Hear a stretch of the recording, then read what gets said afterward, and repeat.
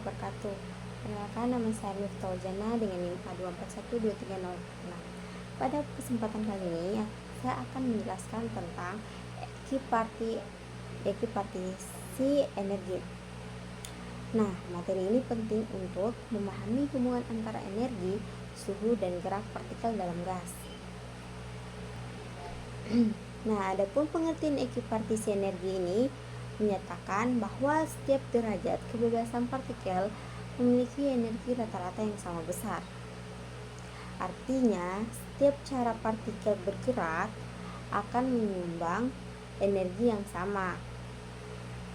Secara matematis, E sama dengan 1/2 kT itu memiliki kebebasan energi sebesar setengah kT. Jadi semakin banyak cara partikel bergerak, maka semakin besar energi yang dimilikinya. Pada slide derajat kebebasan, yaitu derajat kebebasan adalah jumlah cara suatu partikel dapat bergerak atau menyimpan energi. Misalnya, partikel bisa bergerak ke arah X, Y, dan Z. Selain itu, partikel juga bisa berputar atau bergerak. Semua bentuk gerakan ini disebut sebagai derajat kebebasan. Nah, salah satu contoh derajat kebebasan itu translasi, di mana derajat kebebasan translasi adalah gerak lurus partikel. Gerak ini terjadi pada 3 arah, yaitu sumbu X, Y, dan Z, sehingga semua gas pasti memiliki 3 derajat kebebasan translasi. Nah, gerak ini dimiliki oleh semua jenis gas, baik sederhana maupun kompleks. Nah, adapun contoh yang keduanya itu derajat kebebasan rotasi, yaitu gerak berputar partikel terhadap sumbu tertentu.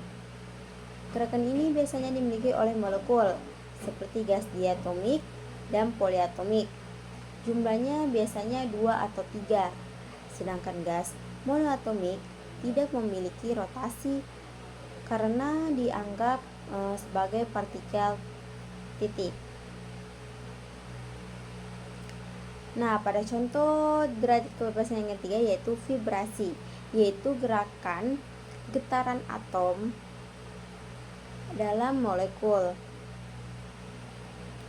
Gerakan ini biasanya muncul pada suhu tinggi karena membutuhkan energi yang besar. Vibrasi juga dapat menyimpan energi lebih besar dibandingkan translasi dan rotasi. Nah, adapun nilai derajat kebebasan yaitu pertama, gas monoatomik adalah gas yang terdiri dari satu atom seperti helium dan neon. Gas ini hanya memiliki gerak translasi sehingga derajat kebebasannya adalah 3. Karena geraknya terbatas, energi yang dimiliki juga relatif lebih kecil. Nah, yang kedua itu gas diatomik. Gas diatomik ini terdiri dari 2 atom, seperti oksigen dan nitrogen. Nah, gas ini memiliki 3 gerak translasi dan 2 gerak rotasi, sehingga totalnya itu ada 5 derajat kebebasan. Pada suhu normal, gerak vibrasi belum aktif. Adapun gas poliatomik terdiri dari lebih dari 2 atom, seperti karbon dioksida dan uap air. Gas ini memiliki translasi, rotasi, dan vibrasi, sehingga derajat kebebasannya bisa 6 atau lebih. Akibatnya, energi yang dimiliki juga paling besar. Nah, pada slide selanjutnya itu ada energi total partikel, di mana energi total partikel ini merupakan jumlah energi berdasarkan derajat kebebasannya. Adapun rumusnya yaitu S sama dengan F/2 dikali KT. Artinya, semakin banyak derajat kebebasan dan semakin tinggi suhu, maka energi partikel akan semakin besar. Nah, pada slide selanjutnya yaitu energi dalam gas. Energi dalam gas adalah total energi yang dimiliki semua partikel gas. Rumusnya adalah U sama dengan F/2 dikali RT. energi ini berasal dari gerakan acak partikel. Semakin tinggi suhu atau derajat kebebasan, maka energi dalam gas semakin besar. Selanjutnya yaitu hubungan energi dan suhu. Energi dan suhu ini memiliki hubungan berbanding lurus. Artinya, jika suhu meningkat, maka energi partikel juga meningkat.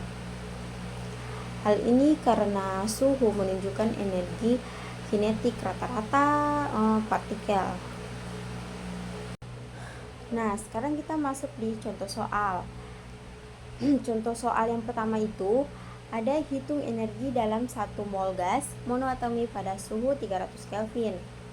Nah, pertama-tama kita tulis dulu diketahuinya. R-nya itu 8,314 J per mol kali K. R-nya itu nilai ketetapan dan T-nya itu di soal kita ketahui yaitu 300 Kelvin dan F-nya itu 3. Dan ditanya itu energi dalamnya. Nah, penyelesaiannya itu kita menggunakan rumus U sama dengan V per 2 dikali RT. Karena kita mencari energi dalam, maka rumusnya itu menjadi U sama dengan F per 2 RT. Lalu kita substitusikan, dimana F-nya itu diketahui 3, jadi 3 per 2. R-nya itu 8,314 dikali 300. Nah, saya mendapatkan terlebih dahulu saya kalikan 8,314 dikali 300, yaitu sama dengan 2494,2. Nah, lalu kita 3 ini dikalikan dengan 2494,2 dibagi 2, saya mendapatkan 3741,3 Joule. Nah, di sini saya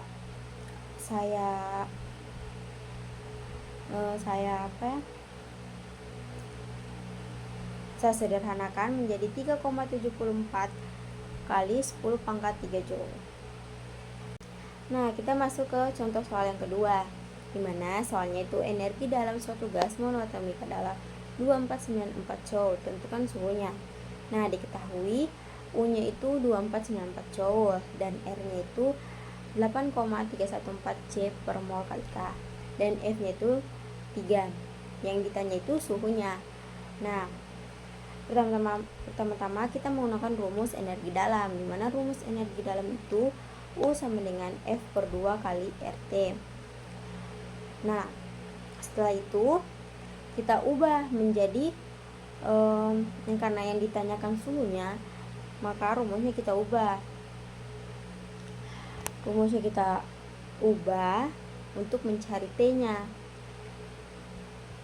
Nah, saya ubah menjadi seperti ini. T sama dengan 2U per 3R.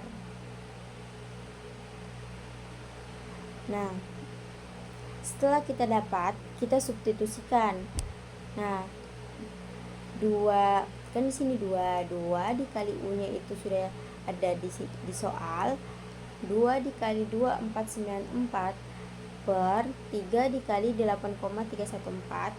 Saya di sini mendapatkan 488 dibagi 2 4,942 itu 200 Kelvin.